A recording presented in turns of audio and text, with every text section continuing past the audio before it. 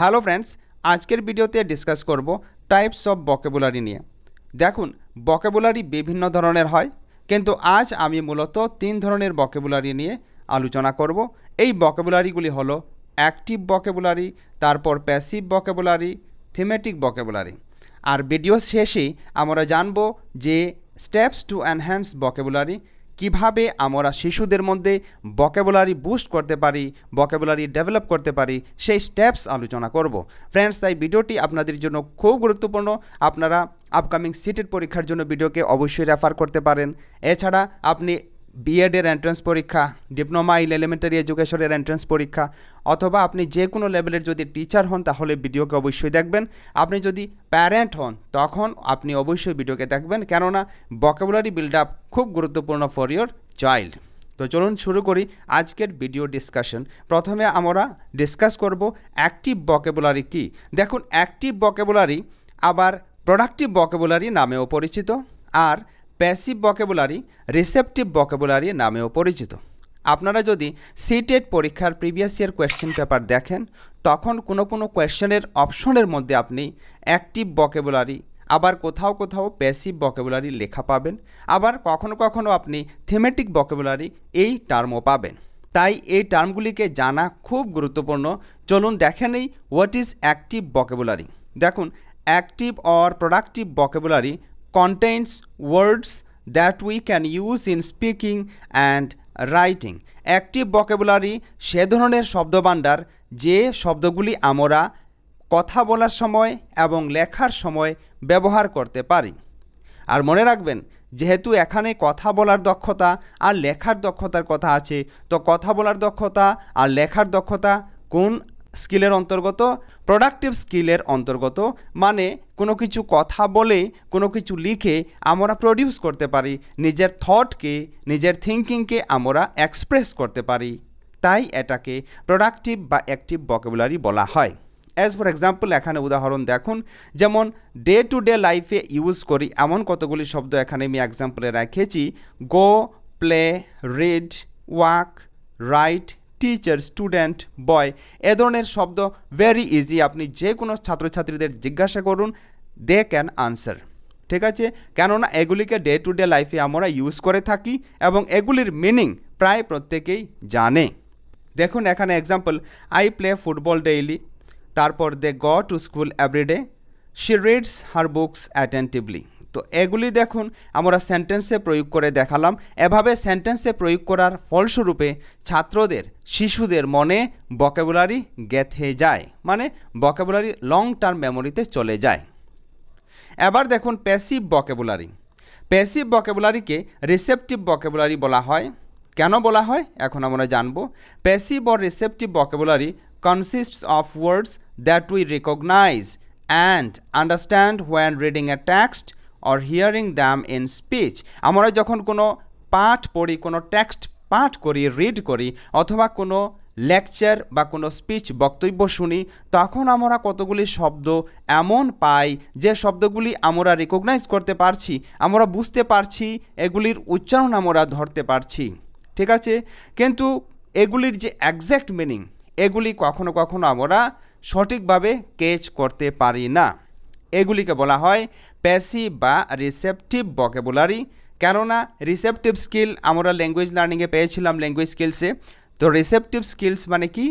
যে স্কিলের মাধ্যমে আমরা কোনো কিছু গ্রহণ করে থাকি, কোনো ইনফরমেশন, কোনো লেকচার ইত্যাদি আমরা গ্রহণ করে থাকি, ডাটা গ্রহণ করে থাকি। ঠিক আছে, যেমন এখানে শুনছি আমরা কোনো লেকচার, কোনো স্যারের লেকচার, ঠিক আছে, অথবা কোনো কিছু আমরা শুনছি, কোনো কিছু আমরা পড়ছি, এগুলি পড়ার মাধ্যমে কী করছি? আমরা ইনফরমেশন গ্যাদার করছি। তাই এটাকে বলা হয় রিসেপটিভ ভোকাবুলারি, আপনারা খেয়াল করবেন। তারপর দেখুন, অ্যাজ ফর এক্সাম্পল, এখানে যে রিসেপটিভ ভোকাবুলারিতে যেগুলি শব্দ থাকবে, এই শব্দগুলি কি হতে পারে? দেখুন, এই শব্দগুলি হবে কমনলি ইউজড এমন শব্দ হবে না, যেমন কোলাবোরেটিভ, অরেটর, লুসেন্ট, ড্রসি, কর্টিয়াস, ইনএভিটেবল, এ ধরনের শব্দ। মানে এমন শব্দ যে শব্দগুলির অর্থ আমাদের জানা আছে, কিন্তু আমরা ডে টু ডে লাইফে ইউজ করি না। এগুলিকে আমরা রিকগনাইজ করতে পারি, কখনো আবার পারি না। এটা মনে রাখবেন। যেমন দেখুন এখানে আমি এক্সাম্পল দিয়ে দেখিয়ে দিলাম, ইন্ডিয়াজ উইন ইজ ইনএভিটেবল, মানে ভারতের জয় নিশ্চিত, যে আপকামিং ওয়ার্ল্ড কাপ আসছে মনে করুন, এ বিষয়ে আমরা কথা বললাম এবং এক ইন্ডিয়া ক্রিকেট টিমের ফ্যান বলল যে ইন্ডিয়াজ উইন ইজ ইনএভিটেবল, মানে কথার অর্থ হলো যে ভারতের জয় নিশ্চিত বা অনিবার্য, মানে ভারত এবার জিতবেই জিতবে। হিজ শার্ট ইজ ড্রসি, এখানে এই ড্রসি ওয়ার্ডের মিনিং হলো ডার্টি, মানে তার শার্ট ময়লা হয়ে গেছে এমন। তো এ ধরনের শব্দ, যে শব্দগুলি আমরা দৈনন্দিন জীবনে প্রয়োগ করি না এবং এগুলি আমরা কোনো পাঠ পড়ার সময় অথবা কোনো লেকচার শোনার সময় আমরা পেয়ে থাকি। আশা করি আপনার ক্লিয়ার হয়ে গেল হোয়াট ইজ প্যাসিভ ভোকাবুলারি। এবার চলুন আমরা আরও এক ধরনের ভোকাবুলারি, যে ভোকাবুলারি নিয়ে কখনো কখনো সিটের পরীক্ষায় প্রশ্ন থাকে, এটাকে বলা হয় থিমেটিক ভোকাবুলারি। তো থিমেটিক ভোকাবুলারি মানে কি?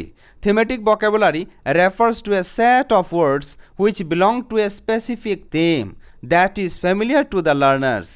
থিমেটিক ভোকাবুলারি কিছু এমন শব্দকে বোঝায় যে শব্দ এক সুনির্দিষ্ট বিষয় বা থিমের বা প্রেক্ষাপটের উপর আধারিত থাকে। ফর এক্সাম্পল, উদাহরণস্বরূপ দেখুন, ওয়ার্ডস রিলেটেড টু কম্পিউটার আর mouse, keyboard, hardware, software etcetera. যেমন কম্পিউটার সম্বন্ধে যদি আমরা শব্দ বলি, মাউস, কিবোর্ড, হার্ডওয়্যার, সফটওয়্যার ইত্যাদি, তখন এই যে শব্দগুলি আমি যদি এখানে যে সুইম, গ্রিন, হপ ইত্যাদি লিখেছি, এখানে আমি যদি মাউস লিখে দেই, ঠিক, তারপর এখানে আমি কিবোর্ড লিখে দিলাম, তারপর এখানে আমি হার্ডওয়্যার লিখে দিলাম, তো এগুলির এক বিশেষ সুনির্দিষ্ট বিষয় রয়েছে। এ ধরনের এক সুনির্দিষ্ট বিষয়ের উপর আধারিত শব্দগুলিকে থিমেটিক ভোকাবুলারি বলা হয়। এখানে দেখুন এটি কি? এটি একটি ফ্রগ, ঠিক। এই ফ্রগ কি করে? এই ফ্রগ ওয়াটারে সুইম করে। তারপর এই ফ্রগের কালার কি? গ্রিন। তারপর এই ফ্রগ কি করে চলে? হপিং করে চলে, হপ করে, লাফিয়ে লাফিয়ে চলে। তারপর এই ফ্রগ কোথায় থাকে? পন্ডে থাকে। এই ফ্রগ ক্রক করে থাকে, গ্যাঁ গুঁ করে ডেকে থাকে। তারপর এদের স্কিন স্লিপারি হয়, পিচ্ছিল হয়। তো এই যে শব্দগুলি এখানে আপনি দেখতে পাচ্ছেন, এই শব্দগুলির এক সুনির্দিষ্ট বিষয় রয়েছে, থিম রয়েছে। এ ধরনের শব্দকে বলা হয় থিমেটিক ভোকাবুলারি। আশা করি আপনার থিমেটিক ভোকাবুলারি এর কনসেপ্ট ক্লিয়ার হয়ে গেল। এবার চলুন আমরা ডিসকাস করব কি করে শিশুদের মধ্যে ভোকাবুলারি বিল্ড করা যায় বা ডেভেলপ করা যায়। Steps to enhance vocabulary. তো ভোকাবুলারি বিল্ড আপ করতে হলে, ভোকাবুলারি বুস্ট করতে হলে, ডেভেলপ করতে হলে বা এনহ্যান্স করতে হলে প্রথমে যে শব্দ আমরা পাবো সেই শব্দের মিনিং জানতে হবে। আপনি যে সমস্ত শব্দ পাবেন টেক্সটের মধ্যে বা কোনো লেকচার থেকে শুনে, তখন সেই শব্দের মিনিং যে আপনি জানবেন এমন নয়। তো মিনিং না জানলে আপনি ডিকশনারি রেফার করবেন, ডিকশনারি থেকে দেখে ওই মিনিংকে আপনার জানতে হবে। তো শিশুদের আমরা কি করব? ওয়ার্ড মিনিং শেখাবো। ওয়ার্ড মিনিং কী করে শেখাবেন? মুখস্থ করার জন্য বলবেন? মোটেই না। ওয়ার্ড মিনিং শেখানোর জন্য আমাদের প্রয়োগ করতে হবে কিছু ডে টু ডে লাইফের সেন্টেন্স। ডে টু ডে লাইফে আমরা যে সমস্ত করে থাকি সে সমস্ত অ্যাক্টিভিটিজের উপর সেন্টেন্স তৈরি করে শিশুদের ওয়ার্ড মিনিং শেখানোর চেষ্টা করব, মানে কনটেক্সটে ওয়ার্ড মিনিং শেখানোর চেষ্টা করা উচিত। তারপর ওয়ার্ডটির সঠিক স্পেলিং আমাদের শেখাতে হবে। তো সঠিক স্পেলিং যদি তারা না জানে তখন তাদের ভোকাবুলারি এনহ্যান্স হবে না। তারপর আমাদের কি শেখাতে হবে? শিশুদের প্রনাউন্সিয়েশন শেখাতে হবে, সঠিক উচ্চারণ বিধি শেখাতে হবে, কোন শব্দকে কিভাবে উচ্চারণ করতে হয় সেটা শেখাতে হবে। তারপর যে শব্দ শিশুরা শিখলো সেটাকে কি করে প্রয়োগ করবে সেটা আমাদের শেখাতে হবে, বা এই শব্দের ইউসেজ কি, ব্যবহার কি, প্রয়োগ কি সেটাও শেখাতে হবে। সেটা শেখানোর জন্য আমরা কি করব?